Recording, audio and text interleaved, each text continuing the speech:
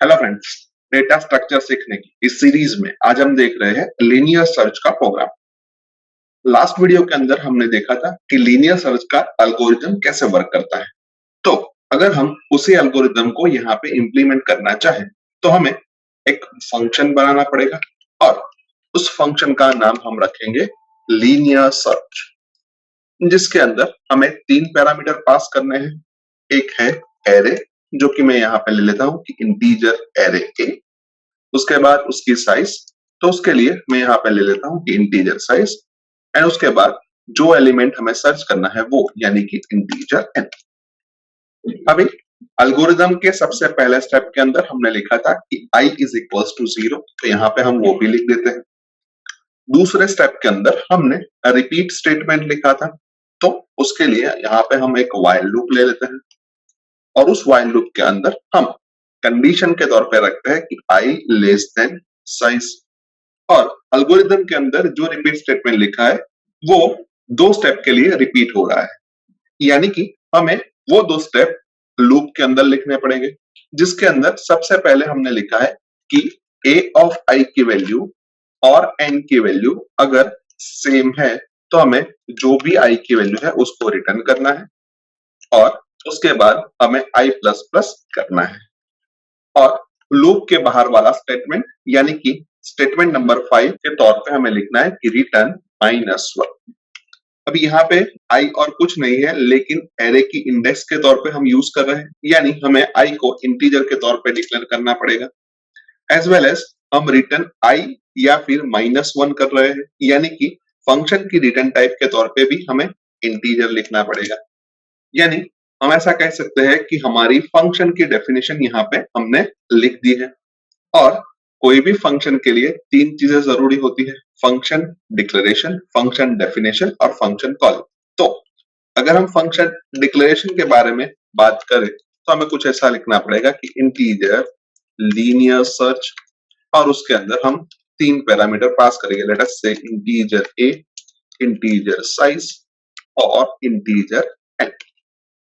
और फंक्शन को हम मेन के अंदर से कॉल करेंगे, तो उसके लिए हम सिंपली लिखेंगे कि लीनियर सर्च और उसके अंदर हम तीन पैरामीटर पास करेंगे। लेट अस से ए, साइज एंड एन।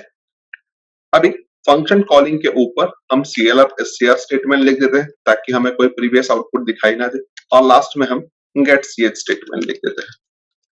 अभी फंक्शन कॉलिंग के अंदर जो तीन पैरामीटर हमने पास किए हैं वो है a, साइज और n, यानी कि ये तीनों पैरामीटर को हमें यहाँ पे डिक्लेयर करना पड़ेगा। Late us say integer a of 10, size और n, और ये तीनों पैरामीटर को हमें यूजर के पास से लेना पड़ेगा। लेकिन अगर हम एरे को ध्यान से देखें तो एरे की साइज 10 है, यानी कि हम सिंपली साइज की वैल्यू यहाँ पे 10 ले लेते हैं, यानी कि हमें सिर्फ अब दो ही वेरिएबल लेने पड़ेंगे और वो दो वेरिएबल हो गए, एक एरे और दूसरा एन। तो एरे के लिए हम यहाँ पे लिखते हैं कि i is equals to 0, i less than size और i प्लस प्लस, और जिसके अंदर हम एक प्रिंटफ स्टेटमेंट लिखते हैं। उस प्रिंटफ स्टेटमेंट के अंदर हम मैसेज के तौर पे लिखते हैं कि enter a of percentage d, और परसेंटेज d की वैल्यू हम i से रिप्लेस कर रहे हैं।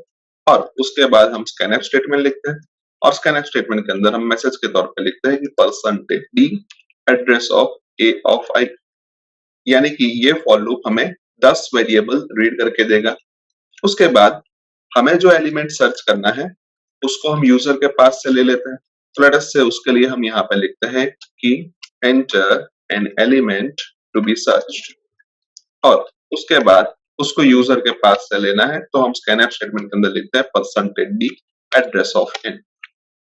अभी जब हम फंक्शन को कॉल करेंगे तो फंक्शन हमें कुछ रिटर्न करेगा, तो वो जो भी रिटर्न करेगा उसको हम कोई एक वेरिएबल के अंदर स्टोर कर देते हैं। लेट अस से आई, और हम आई की वैल्यू चेक करते हैं कि अगर आई की वैल्यू -1 है या फिर और कुछ है, तो उसके लिए हम इफ की कंडीशन के तौर पे लिखेंगे कि if i is equals to -1, then हम प्रिंटफ स्टेटमेंट के अंदर लिखेंगे कि हमें जो एलिमेंट सर्च करना है यानी कि percentage d is not found in the array, और परसेंटेज d की जो भी वैल्यू है वो हम n से रिप्लेस करेंगे।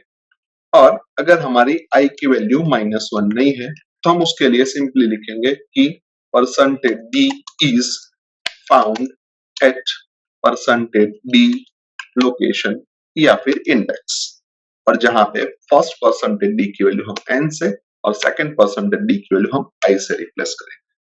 अभी यहाँ पे जो हमने i नाम का एक वेरिएबल का यूज किया है उसको हमने ऊपर डिक्लेयर नहीं किया, तो हम सबसे पहले उसको ऊपर डिक्लेयर कर देते हैं, let us say integer i, and then program को एक बार टेस्ट कर लेते हैं। जहां पे a ऑफ 0 की वैल्यू में 12, a ऑफ 1 की वैल्यू 23, a ऑफ 2 की वैल्यू 0, a ऑफ 3 की वैल्यू -2, a ऑफ 4 की वैल्यू 9, a ऑफ 5 की वैल्यू 123, a ऑफ 6 की वैल्यू 43, a ऑफ 7 की वैल्यू 56, a ऑफ 8 की वैल्यू 90 और a ऑफ 9 की वैल्यू 12 इंसर्ट कर रहा हूं, और उसके बाद जो एलिमेंट हमें फाइंड करना है उसकी वैल्यू में -2 इंसर्ट कर रहा हूं। तो हमें आउटपुट के तौर पे मिल रहा है कि -2 is found at third location, जो कि परफेक्टली सही है। एक और बार प्रोग्राम को रन करते हैं, जहां पे मैं a ऑफ 0 की वैल्यू 0, a ऑफ 1 की वैल्यू 1, 2 की वैल्यू 2, 3 की वैल्यू 3, 4 की वैल्यू 4, 5 की वैल्यू 5, 6 की वैल्यू 6, 7 की वैल्यू 7, 8 की वैल्यू 8 और 9 की वैल्यू 9 इंसर्ट कर रहा हूं, और जो एलिमेंट हमें सर्च करना है उसकी वैल्यू में 10 इंसर्ट कर रहा हूं। तो हमें आउटपुट के तौर पे मिल रहा है 10 is not found in the array, जो कि परफेक्टली सही है। यानी कि हम ऐसा कह सकते हैं कि हमने जो लीनियर सर्च का प्रोग्राम लिखा है वो परफेक्टली वर्क कर रहा है।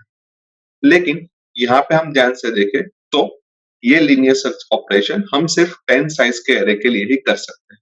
अगर हमें 10 साइज से ज्यादा के एरे के लिए यही टास्क परफॉर्म करना है तो हमें यहाँ पे थोड़ा बहुत चेंज करना पड़ेगा। तो उसके लिए मैं यहाँ पे साइज को एज अ कांस्टेंट के तौर पे डिक्लेयर कर दूं, लेट अस से एज डिफाइंड साइज और 10, और यहाँ पे 10 की जगह पे साइज लिख देता हूं। यहाँ पे जो भी हमारी साइज की वैल्यू है उसको मैं यहाँ से निकाल ही देता हूं, और यहाँ पे मैं साइज की वैल्यू को कैपिटल साइज से रिप्लेस कर देता हूं। उसके साथ साथ यहाँ पे भी जो साइज की वैल्यू है उसको भी मैं साइज से रिप्लेस कर देता हूं। यानी कि अब हम ऐसा कह सकते हैं कि अभी सिर्फ एक जगह पे चेंज करने से हम कोई भी साइज के एरे के ऊपर लीनियर सर्च इजीली परफॉर्म कर सकते हैं। तो लेट अस से यहाँ पे मैं साइज की वैल्यू 5 कर देता हूं और चेक करता हूं कि 5 साइज के एरे के लिए ये कोड परफेक्टली वर्क करता है कि नहीं। तो a ऑफ 0 की वैल्यू में 12, a ऑफ 1 की वैल्यू 23, a ऑफ 2 की वैल्यू 0, a ऑफ 3 की वैल्यू -2 और a ऑफ 4 की वैल्यू 9 इंसर्ट कर रहा हूं, और एलिमेंट सर्च के तौर पे मैं 23 इंसर्ट कर रहा हूं। तो हमें आउटपुट के तौर पे मिल रहा है 23 is found at first location, जो कि परफेक्टली सही है। यानी कि हम ऐसा कह सकते हैं कि इस प्रोग्राम के थ्रू हम किसी भी साइज के एरे के ऊपर लीनियर सर्च ऑपरेशन परफॉर्म कर सकते हैं। सो आई होप कि आपको इस वीडियो के अंदर अच्छी तरीके से समझ आ चुकी होगी। आज के वीडियो में बस इतना ही। नेक्स्ट वीडियो के अंदर फिर से मिलेंगे। Thank you very much.